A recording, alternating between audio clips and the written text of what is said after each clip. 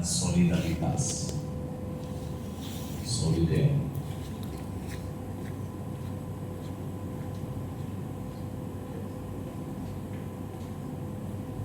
Minum dulu.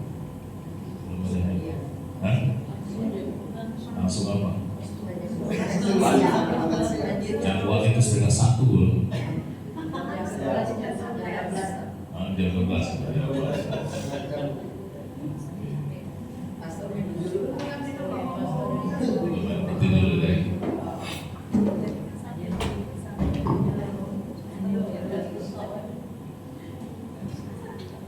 Baru slide 16 ya.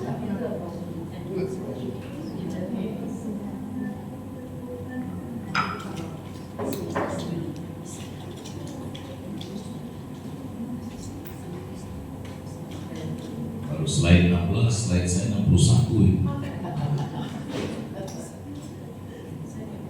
Oke. Nah, harapan sebagai proyek nasional dan eksistensial. Harapan bukan sekedar emosi optimistis, bukan emosi, melainkan sikap eksistensial yang berakar pada rasionalitas praktis. Harapan mengandaikan kemampuan manusia untuk membayangkan masa depan yang lebih baik, sekaligus komitmen untuk bertindak demi mewujudkannya. Dalam perspektif teologis filosofis, harapan Kristiani memadukan rasio dan iman sebagai daya transformatif sejarah. Jadi memadukan rasio dan iman, pengharapan.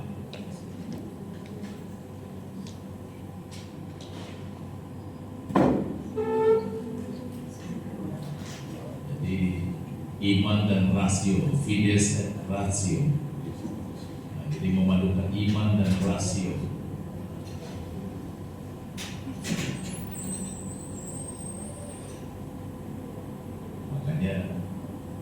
Saya waktu itu yang membuat konsep visi dari Stakat itu kan, komunitas yang berilmu dan beriman Katolik. Itu dia, ini dasarnya. Rasio et fides, ilmu dan iman, akal budi dan iman. Tema APP Nasional 2026 menempatkan gereja sebagai subjek yang ikut bertanggung jawab atas pembentukan imajinasi moral masyarakat di tengah era disrupsi ditandai oleh percepatan teknologi, polarisasi politik, dan ketidakpastian ekonomi. Harapan Kristiani berfungsi sebagai koreksi terhadap dua ekstrim, pesimisme sinis dan optimisme naif. Ada orang yang begitu pesimis, semua diriannya sebagai dengan kacamata pesimis. Ada yang terlalu optimis juga kan, optimisme naif. Harapan menuntut analisis kritis terhadap struktur yang tidak adil, sekaligus keberanian untuk merancang alternatif yang berakar pada martabat manusia sebagai cipta Allah. Pesimis. Kalau orang yang terlalu pesimis, dia mengarang lagu pun lagu pesimis terus. Pesimis, lagunya melo terus. Makanya saya tidak suka nyanyi lagu dangdut. Nah, lagu dangdut itu biasanya temanya 3. Satu itu penderitaan, yang satu itu jatuh cinta, yang satu putus cinta. 3 aja temanya. Kalau lagi putus cinta, dia bilang lebih bagus sakit gigi daripada sakit hati. Kena sakit gigi sakit juga. Sudah jatuh cinta, dia bilang tidur setika bersama, beratapkan langit, beralaskan bumi. Itu namanya tidak ada rumah. Beratapkan langit, beralaskan bumi, ya, tidur setika bersama, makan sepiring berdua, piringnya pun terpisah.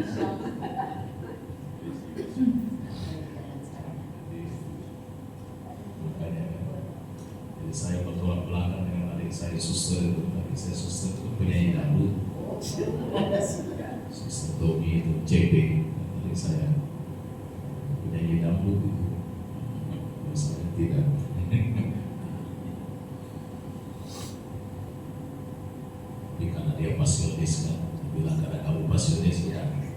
maklumlah kamu suka lagu dangdut, karena kalian sudah biasa menderita Maul Salib hasilnya.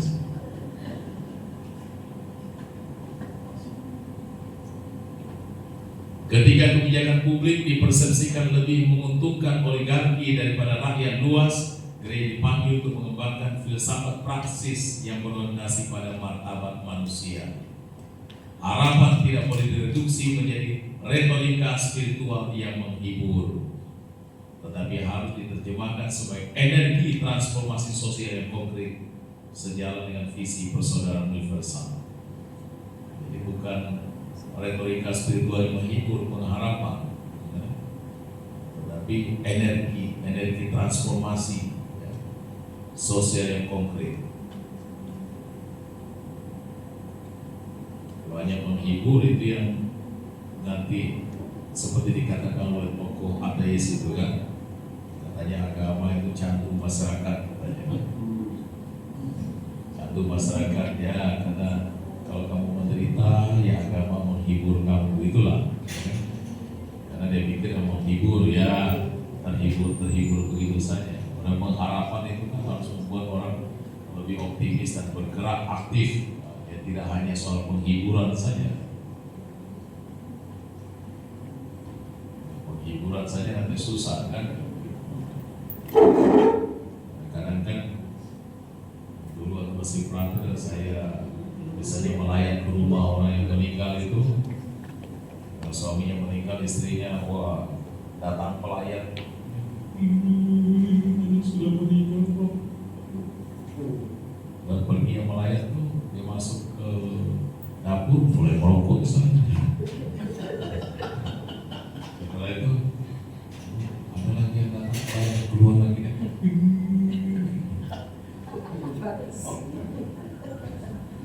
Drama kan harus menangis kalau datang pelayan kan. Kalau tidak menangis kan seperti tidak sukses lah itu kan. Ya, tidak ada drama ya. Di tempat saya pastor Filipina itu ketika mamanya meninggal kan, bukan teman saya semua dulu dari Manila, bisa di Manila. Jadi meninggal mamanya, bapaknya sedih lah menangis. Dia tepuk bahu bapaknya, Pak, bapak sedih katanya. Nah, ini kesempatan terbaik katanya untuk meninggal lagi. Masa bapak, cuma dia agak dikit-dikit.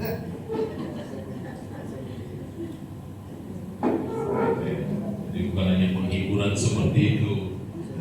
Ada terus di Manila, ada teman saya di sini, istrinya meninggal kan, jadi saya teleponan dari Manila, turut berduka cita dan sebagainya. Suaminya bilang, iya pastor katanya kita sudah pasrah, ini yang terbaik dari Tuhan dan sebagainya. Dia pula yang malah menghibur saya. Saya menelpon dia turut berduka cita dan menghibur saya. Begitu pulang saya ke sini, rupanya dia nikah sama orang, mualaf pula dia lagi. Waktu itu dia punya jabatan, mualaf dia. Jadi rupanya ketika istri masih hidup, dia sudah main-main di situ. Pantaslah dia pula yang menghibur saya.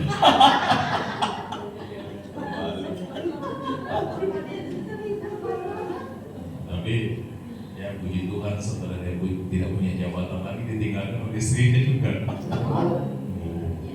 Kembali lagi dia jadi Katolik.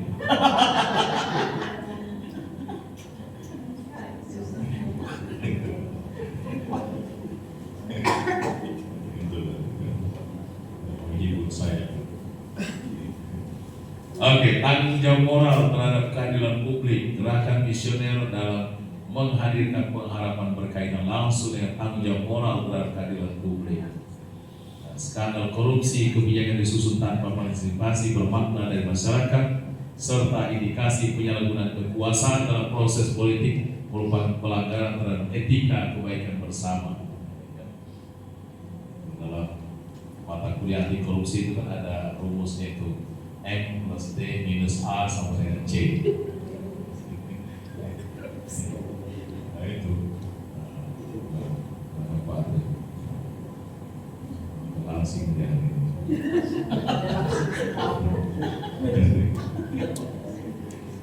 Yang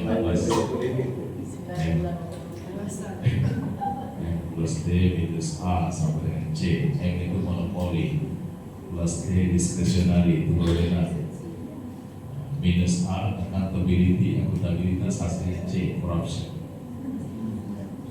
Jadi korupsi itu adalah hasil dari monopoli tanpa wewenang, tidak akuntabel. M plus D minus C sama minus A sama dengan C. Program sosial nasional yang bermasalah termasuk dituduh syarat kepentingan politik dan menimbulkan dampak kesehatan bagi peserta didik, menggambarkan krisis etika tanggung jawab. Ini bukan kalimat saya ya, saya sadar saja. Pasti bicara tentang MBG, menimbulkan dampak kesehatan bagi peserta didik katanya. Menggambarkan krisis etika tanggung jawab. Tidak tahu, saya tidak tahu di kampung kami bagaimana yang BG mau pergi ke sana susah jalan. Dalam perspektif etika sosial Kristiani, setiap kebijakan harus dinilai berdasarkan dampaknya terhadap kelompok paling rentan, sebagaimana ditekankan dalam ajaran tentang keadilan sosial dan pilihan preferensial bagi kaum miskin. Jadi koordinator MBG di Nangapino itu tamat dari Selatan. Paling saya ketemu di Nangapino. Namanya Dirgan. Baik Dirgan gimana? Kamu kerja apa?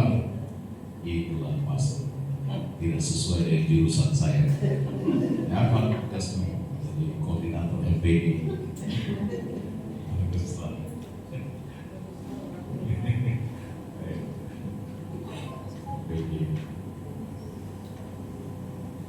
Ya, tema APP Nasional 2026 menuntut gereja untuk memperkuat formasi etika publik umat.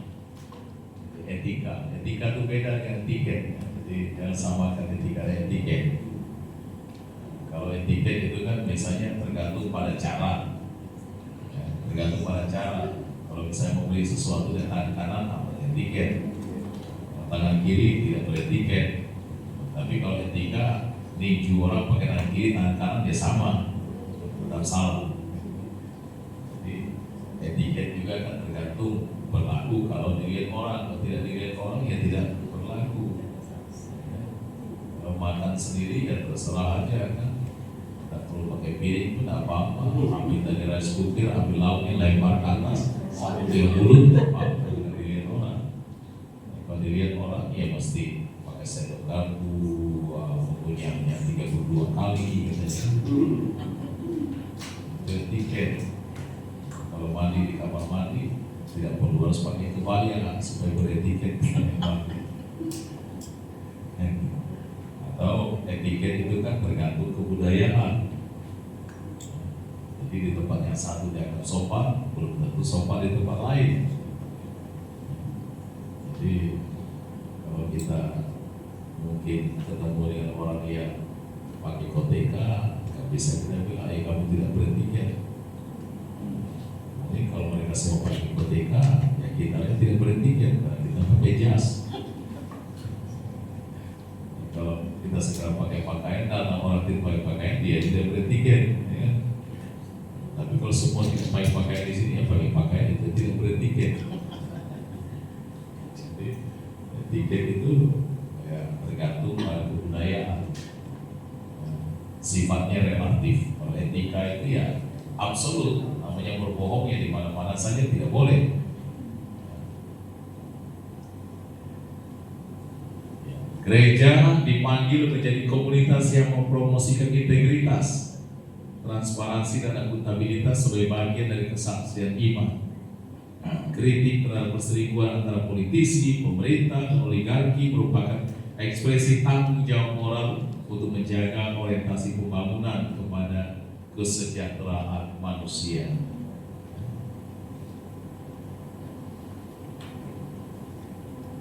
Pengharapan sebagai narasi pembebasan. Pengharapan berakar pada narasi pembebasan yang konsisten dalam kitab suci, dari kisah Eksodus, Keluaran hingga Pewartaan para Nabi. Alkitab menampilkan Allah yang berpihak pada korban penindasan dan ketidakadilan. Harapan bukan pelarian dari sejarah, melainkan keterlibatan aktif dalam sejarah keselamatan. Jadi para nabi itu menegur penguasa ketika mereka menyalahgunakan kekuasaan dan mengabaikan keadilan. Yesus melanjutkan tradisi ini dengan mewartakan kerajaan Allah sebagai kabar baik bagi kaum miskin dan tertindas. Pengharapan sebagai narasi pembebasan. Dan dalam konteks Indonesia, narasi Biblis ini menantang gereja untuk berpihak pada mereka yang terdampak proyek pembangunan yang mengabaikan keselamatan manusia dan alam. Jadi, kebijakan pembangunan yang merusak lingkungan perlu dibaca dalam terang spiritualitas ekologis yang menekankan tanggung jawab manusia sebagai penjaga ciptaan. Yang saya katakan tadi, jika alam sudah mulai bereaksi, kita tidak bisa melawan alam. Salah satunya ya harus berrelasi dengan alam. Relasi dengan alam. Dulu kita kecil, kalau banjir kan orang tua yang was-was, kita anak-anak mana was-was. Tidak pernah kita melihat ancaman. Misalnya Santo Fransiskus itu membuka Gita Sang Surya, dia tidak melihat ancaman. Dia mengatakan saudari air. Walaupun banjir itu bisa menghanyutkan, tapi dia tidak melihat ancaman. Dia memandang sebagai saudari air atau saudara api. Walaupun api itu bisa menghanguskan, tapi dia tidak melihat ancaman. Maka dia pandang sebagai saudara api. Dulu kan kita pada anak kecil, kalau banjir kita senang kan, bertengger kita di jembatan gantung gitu. Dari situ kita lihat kembali lagi musim durian kan. Kita lihat ada durian di sana, kita kejar setengah mati, sampai di sana hanya kulitnya saja.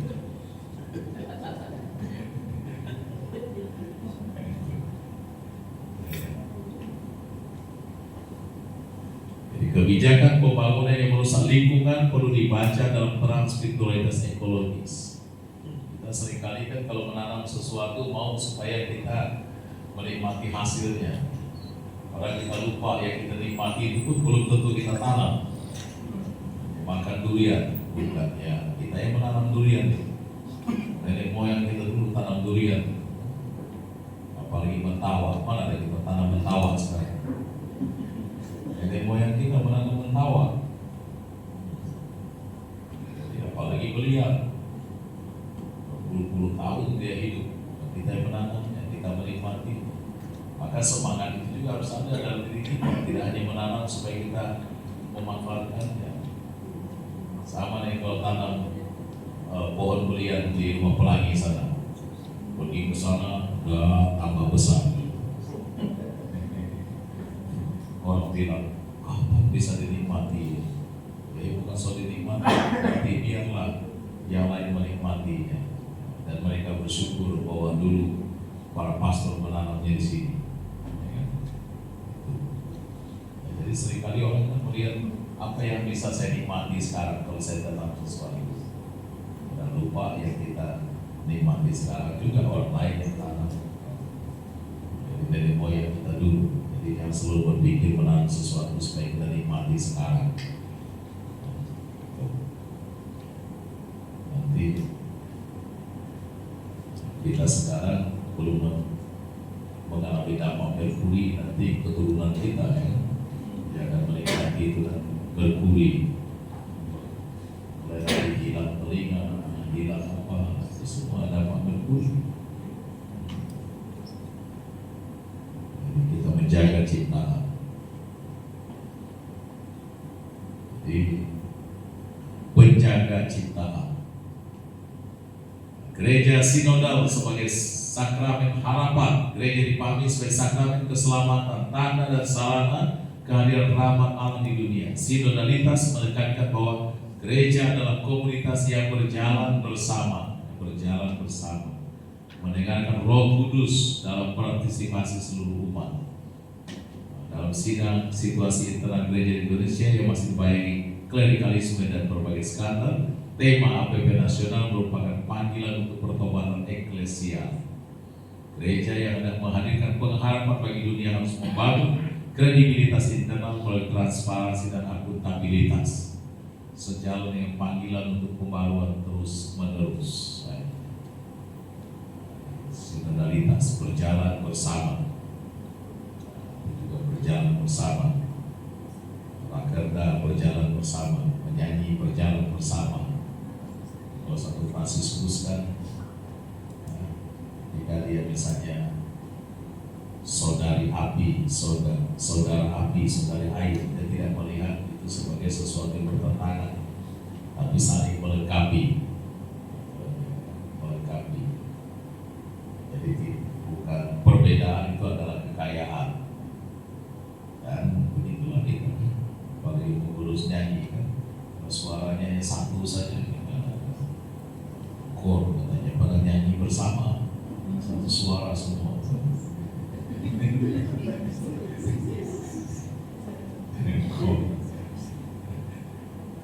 Kor ya harus beda-beda suara ya kan. Tidak bisa suruh semua sama suara, mana bisa sama. Suara laki-laki beda dari suara perempuan, ya. Tapi disitulah kekayaannya. Ketika masing-masing menyanyi dengan suaranya, disitulah keindahan lagu akan terdengar. Di perbedaan, jadi bukan membuat kita malah terpecah belah. Tapi ya begitulah. Karena mau mencari yang sama kan tidak ada. Orang yang kembar pun tidak sama. Sama-sama masuk kapusin, ke satu pastor, satu bruder. Pangkas rambutnya sama, gemuknya sama, hanya bedanya yang satu ada tai lalat di sini, yang satu tidak ada. Jadi kalau mereka datang, mereka sama-sama pegang begini, ayo katanya, itu bapak saya siapa? Tutupnya sini.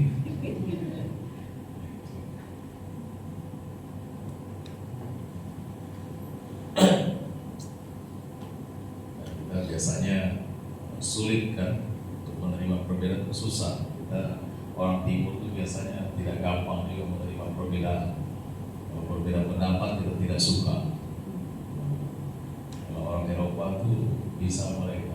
Makanya saya dulu ya ngerti-ngerti sedikit lah kata-kata Spanyol yang jorok-jorok, karena tinggal dengan dua bahasa Spanyol ya suka bertengkar. Kalau bertengkar satu tepuk meja mereka kan, wah bukan yang merah lagi.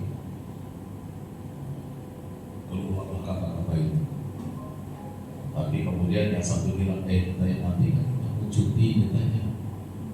Masih bisa kita naik pesawat sama-sama? Oh itu gak ada masalah katanya. Cuti kita tetap bisa pulang dari sebuah pesawat. Kalau kita lihat mereka berdebat sama tepuk meja itu kan, oh ada ngeri sekali.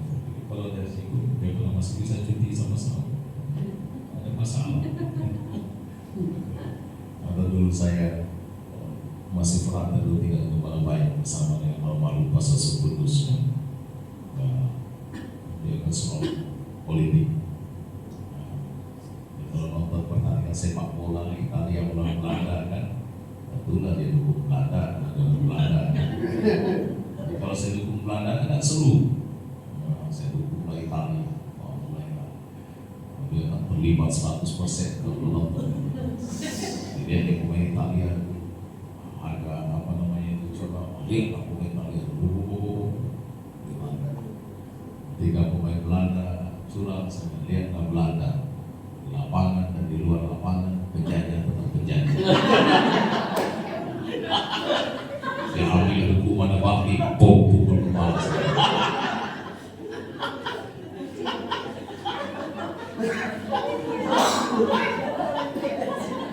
Lalu kemudian waktu evaluasi kan, apakah saya boleh terus atau tidak kan? Sudah sampai ke provinsial dulu, tanya kepada beliau, Pak Kudus, gimana pendapatmu tentang teman serupa? Ya, dia selalu melawan saya. Saya katakan A, dia bilang B. Saya katakan ini, pokoknya tidak pernah sepakat, tapi tidak ada pengaruhnya itu pribadi. Kesimpulan itu yang bagus, kan tidak ada pengaruh itu pribadi, walaupun dia bilang saya melawan dia. Jadi kita yang kurang punya yang bagian itu, bagian kita itu kurang bagian ini.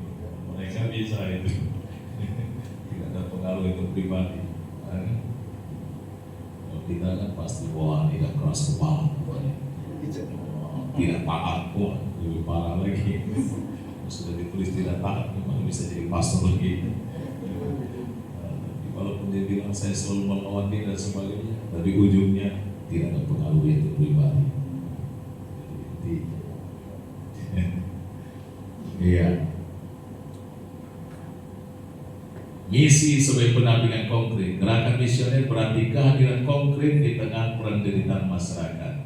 Gereja dipanggil untuk memperkuat pelayanan pendidikan, kesehatan, dan advokasi sosial sebagai wujud kasih yang terorganisasi. Lalu pendampingan pastoral mencakup respons terhadap krisis lingkungan, pastoral ekologis yang mengintegrasikan pendidikan lingkungan dan advokasi kebijakan merupakan bagian dari tanggung jawab moral gereja terhadap rumah bersama. Rumah bersama. Bencana alam di berbagai wilayah menuntut spiritualitas belas kasih yang diwujudkan dalam aksi kemanusiaan berkelanjutan. Dulu kan orang bilang, oh pastor katanya kenapa tidak tanam dan sawit di rumah lagi 108 hektar. Apa itu dapat keuntungannya? Saya bilang ya keuntungan jangan selalu dilihat keuntungan dalam bentuk finansial, tapi keuntungan ekologis ya. Bahwa hidup di sini masuk beda dulu pengapuran, tinggal di rumah pelangi sembuh ya sih, tak perlu berobat. Pulang dari Yerusalem, dia bawa apa dari Yerusalem? Bawanya batu, dan apalagi air sungai Yordan, pergi dari mata air di sana, berdoa ada sambil dia simpan batu di situ, dan mengalir sungai Yordan. Itu makanya orang sekitar kalau kemarau tinggal pergi sana cari air, keuntungan ekologis, ya. Memang ada soal keuntungan apa? Hanya keuntungan material. Karena dulu waktu saya masih di Tritariat kan pohonnya tinggi-tinggi. Ada pastor yang hobi menembak apa itu, menembak tupai. Ya nggak usah ditembak, tapi katanya tuh selalu makan buah durian. Buah durian satu di belakang, satu di belakang. Enggak apa-apa, keberapa dia makan. Kita kalau makan ya cari di pasar sana ada durian. Pagi-pagi sama dia sambil kita baring kita lihat tupai lompat-lompat, senang juga. Ada orang yang hobi juga menebak. Bilang kadang-kadang kita ini menjadi pastor kan penjara manusia, bertobat dari penjara ikan menjadi penjara manusia. Jadi jangan sebaliknya, sudah menjadi penjara manusia kembali menjadi penjara ikan, itu masih oke. Itu lebih parah lagi jadi penumpang ikan.